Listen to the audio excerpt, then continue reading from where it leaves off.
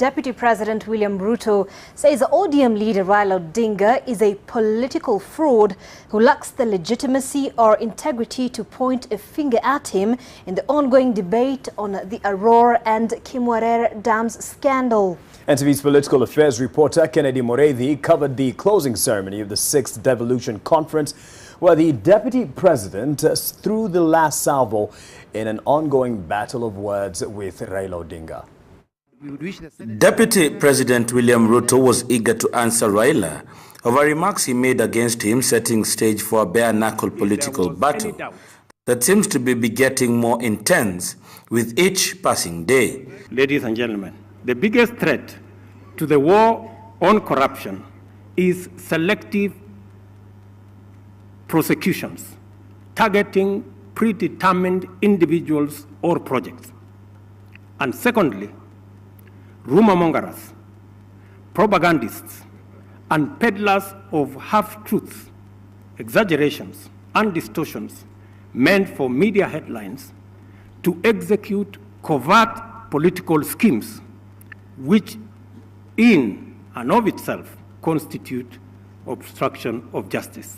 Raila on Wednesday said the Deputy President had no business addressing himself to the figures at the heart of the dam scandal, as it was the work of the relevant investigative agencies, unless the Deputy President was the thief, he said. Ruto insists no money has been lost, and Raila is just being dishonest in his prosecution of the matter before the public eye. Known political frauds, whose word means nothing, neither have the legitimacy nor integrity to lecture anyone on matters corruption or integrity. On Wednesday, Raila did not mince his words in his attack against the Deputy President, calling him all manner of names, including insinuating that he was involved in the theft of funds for the construction of the 2 dams. If you are talking about the theft of the dams, and figures are there, don't come and tell us that it was not 20 billion, it was only 7. Let the investigating authorities complete the investigations. Who are you to tell us? How did you know? You are the thief who is trying to show us that, oh, the other thief running away. The question that I am being asked is actually like a hyena asking a herdsman, what is your interest in your herd? And why do you know the number of the livestock you are keeping? Honestly, why wouldn't a herdsman have an interest in the herd he's keeping and the number? Ruto insists it is his business to keep tabs on development projects started by the Jubilee government as the president's principal assistant, and that it entails numbers, especially money allocated and spent on the projects. Propagandists are so notorious and brazenly incorrigible that sometimes they cannot even remember the last lie they told.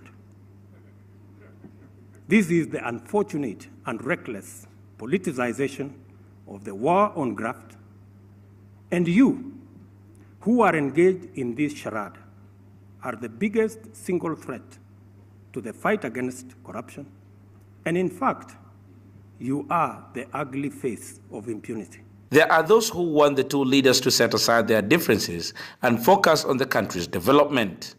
Many people wish you and the Prime Minister have a second-generation handshake. That will be good for this country. Raila called him a thief yesterday, and Ruto has today called Raila a political fraud, all playing into the power play that has been witnessed between those 2 leaders as they try to ring-fence the relationship each one of them has with President Uhuru Kenyatta since the 9th March handshake last year. Kennedy Morethi, NTV in Kirinyaga County.